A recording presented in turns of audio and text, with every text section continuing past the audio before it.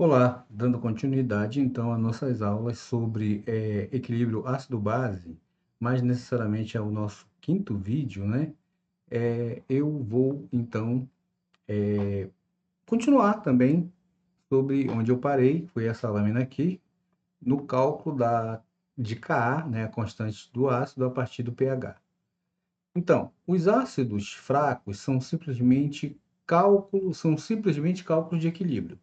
O pH fornece a concentração do equilíbrio do íon H+, né, a concentração dele, usando a constante do ácido, a concentração de H+, e, consequentemente, eu consigo determinar o pH, que pode ser calculado. Como isso pode ser feito? Primeiramente, eu devo escrever a equação química balanceada, mostrando claramente o equilíbrio. Depois, eu escrevo a expressão da constante de equilíbrio, no caso, para o ácido, que é Ka. Eu já ensinei em aula anterior como fazer isso. Aí, na sequência, eu monto uma tabela, né, com 3 colunas, onde na primeira coluna eu coloco as concentrações iniciais das substâncias e no equilíbrio, no meio, e no final o que eu tenho, o que foi formado, ou seja, no estado de equilíbrio. E no equilíbrio, para tudo exceto para a água pura. Geralmente, supomos que a variação da concentração de H+, ela inicialmente é X, essa variação, né? Eu subtraio da concentração inicial e consigo achar as concentrações finais. Perfeito? Então, ainda sobre o cálculo da constante de equilíbrio a partir do pH, eu substituo na expressão da constante de equilíbrio todos os dados da tabela e eu resolvo, né? Sempre pensando em converter os valores de x em pH, se for necessário.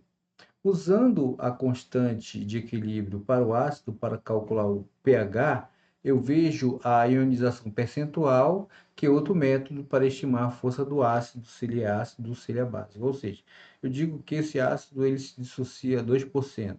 Então, por essa percentagem, eu já posso afirmar se é um ácido forte ou um ácido fraco, justamente pelo seu grau de ionização. Usando ainda a constante de equilíbrio para o ácido, calculando o pH, a ionização percentual relaciona a concentração de OH+ no equilíbrio. A concentração de OH+ no equilíbrio com a concentração inicial do ácido, né? Que eu tenho, então, a concentração inicial do ácido zero, essa é a concentração inicial. Quanto maior a ionização percentual, mais forte é o ácido. Lembra que eu falei? Né? Um ácido que tem o grau de ionização 20%. Então, significa dizer que ele é um ácido forte. Perfeito? A ionização percentual de um ácido fraco diminui à medida que a concentração e quantidade de matéria da solução aumenta. Ou seja, eu vou ter uma concentração alta, então eu posso dizer que o ácido ele é um ácido fraco, porque ele se dissolve, né? Seu grau de ionização é baixo.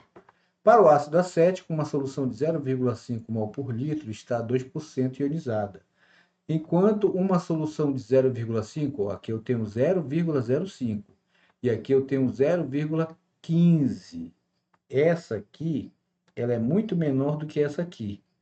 Só que essa aqui está ionizada a 1% e essa aqui está ionizada a 2%. Perfeito? O mesmo ácido com concentrações diferentes e grau de ionização diferente. Então, isso depende da concentração do ácido na água e também do grau de ionização que esse ácido vai se dissolver, no caso, né? Eu tenho então um gráfico aí para ácidos fracos, né? A percentagem ionizada aqui, ó, vai o de 1, 2, 3, 4, 5 na ordenada, e aqui na abscissa eu tenho as concentrações de 0,05, 0,1 e 0,15 mol por litro. Notem que quando a percentagem diminui, a concentração do ácido aqui ela está aumentando. Posso dizer que são valores então inversamente proporcionais. Para ácidos polipróticos, ácidos que ionizam mais de um H+, né? Eu tenho diversos exemplos, já eu dou, né? Os ácidos polipróticos têm mais de um próton ionizável. Os prótons são removidos em etapas, não todos de uma vez só. Então, esse ácido aqui, eu tenho 2 prótons ionizáveis, né? O H+. Primeiro vai formar o HSO3-, depois eu vou tirar esse outro hidrogênio, coloco essa mesma substância aqui, sai esse hidrogênio e forma, então, o íon SO3. Então, para o primeiro próton ionizável, a constante do ácido, que eu chamo Ka1, a primeira é igual a 1,7 vezes 10 a menos 2. E a segunda é igual a 6,4 vezes 10 a menos 8. Notem que diminuiu consideravelmente. Significa dizer que é mais difícil eu retirar, eu protonar, eu retirar o hidrogênio, o íon H+, do ácido em um ácido poliprótico, né? Se eu tiver 4 ácidos, significa que o último ácido que eu vou ionizar, ele vai ter uma constante muito, muito, muito pequena. É sempre mais fácil remover o primeiro próton em um ácido poliprótico do que o segundo, e, consequentemente, Ka1 vai ser maior do que Ka2, que vai ser maior de Ka3, e por aí vai, etc. Como nesse caso aqui, ó, Ka1 é maior do que Ka2. Eu tenho uma tabela, então, representando as constantes de dissociação ácida de alguns ácidos polipróticos. Por exemplo, o ácido ascórbio, que é essa fórmula aqui, ele vai ter um Ka1 de 8,0 vezes 10 a menos 5 e um Ka2 de 1,6 vezes 10 a menos 12. Nota que diminuiu. Vou dar um pulo aqui, o ácido sulfúrico, que é um ácido forte, ó, o H2SO4. A sua primeira constante vai ser alta. Ele não deu valor aqui, só disse que é grande. E a outra vai diminuindo, ó, na ordem de 10 elevado a menos 2. O ácido fosfórico, olha aí, ó, são 3 íons ionizáveis. Então, 7,5 vezes 10 a menos 3, 6,2 vezes 10 a menos 8, 4,2 vezes 10 a menos 2. A menos, né? Na verdade, foi cortado aqui, eu não sei qual o valor, mas deve ser um valor altíssimo, né? Maior do que 10 elevado a menos 8. Então, notem que, paulatinamente, a constante está diminuindo o seu valor. Perfeito? Para bases fracas, as bases fracas removem prótons das substâncias. Lembram? Pelo conceito de Bronsted-Lowry, um ácido forte vai gerar um par conjugado de uma base fraca. Uma base forte vai gerar o par conjugado de um ácido fraco. Uma base fraca vai gerar um par conjugado que é um ácido forte. Uma base fraca, um ácido fraco vai gerar uma base conjugada que é forte, tá? Não esqueçam nunca disso. Então, como exemplo, eu tenho aí a amônia em presença de água, forma o íon NH4 mais o íon OH-. Como a amônia é considerada uma base fraca, então o seu par conjugado NH4 é um ácido forte. Perfeito? Par conjugado, base fraca, ácido forte. A constante de dissociação da base é dada por Kb. Para essa reação aqui, então, produto sobre reagente. Concentração do íon NH+, produto, concentração do íon OH-, sobre, eu subentendo isso aqui, é uma constante, então eu coloco somente o NH3, que é a concentração da amônia. Então, Kb, que é a constante da base, é igual à concentração do íon NH4, produto concentração do íon OH- sobre concentração do NH3. Essa é a expressão da minha constante de equilíbrio para as bases. As bases geralmente têm pares solitários ou cargas negativas para atacar os prótons, né? As bases fracas, mais neutras, contêm nitrogênio. As aminas estão relacionadas com a amônia e têm uma ou mais ligações NH3, substituídas por ligações NC. Por exemplo, uma amina, quando for substituir os Hs ligados ao nitrogênio, vem as ligações com carbono. No caso aqui eu tenho uma metilamina, correto? Mas eu tenho aminas primárias, aminas secundárias, aminas terciárias. Os ânions de ácidos fracos também são bases fracas. Por exemplo, o OCl- é a base conjugada do HOCl, que é considerado um ácido fraco. Então, o Cl- mais água produz o HClO e o OH-, e a sua constante básica é da ordem de 3,3 vezes 10 a menos 7. Existe uma relação entre K e Kb, né, que são a constante ácido e a constante base. Precisamos identificar a relação entre a força do ácido e a base conjugada.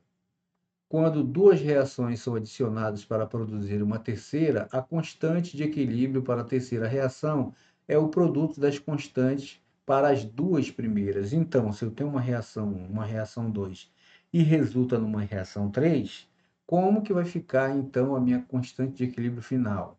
Então, eu tenho a constante para a reação 3 é igual ao produto da constante da reação 1 e a constante da reação 2.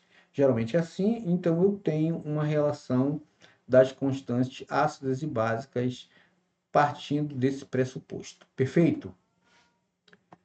Ainda com relação à relação de K e Kb, para um par ácido-base conjugado, então eu vou ter KW é igual, olha aí, ó, Ka vezes Kb. Consequentemente, quanto maior o valor de Ka, menor será o valor de Kb. Isso é, quanto mais forte o ácido, mais fraca é a base conjugada. Foi o que eu disse anteriormente. Ácido forte vai dar base conjugada fraca. Ácido fraco vai dar base conjugada forte. E assim vice-versa, né? Tomando o negativo dos logaritmos, então eu vou ter P, olha aí, ó, KW é igual a pKa mais pKb. Perfeito? Seguindo essa linha de raciocínio, então, eu tenho alguns pares conjugados. Por exemplo, ácido nítrico. Ka é considerado muito forte esse ácido e a base conjugada é considerada fraca. E o Kb terá um valor desprezível, bem pequeno, porque é uma base fraca. O HF é considerado um ácido fraco, então, olha aí, a sua constante da ordem de 6,8 vezes 10 a 4, menos 4. O seu par conjugado, a sua base F-, é uma base forte, então já vai começar a aparecer os valores, ó, 1,5 vezes 10 a menos 11. E por aí vai para os outros ácidos. Ó. Deixa eu falar só mais um aqui, esse aqui é o ácido acético, né, o nosso vinagre, que tem uma constante ácida de 1,8 vezes 10 a menos 5, e o seu par conjugado, que é a base conjugada, ácido fraco, olha aí, base forte. Valor de 5,6 vezes 10 a menos 10. Notem que é maior do que o valor anterior. Então, está aumentando a força da base, porque aqui ela veio proveniente de um ácido fraco. Então, vocês podem acompanhar esses valores aqui e ver os pares conjugados de ácido e base.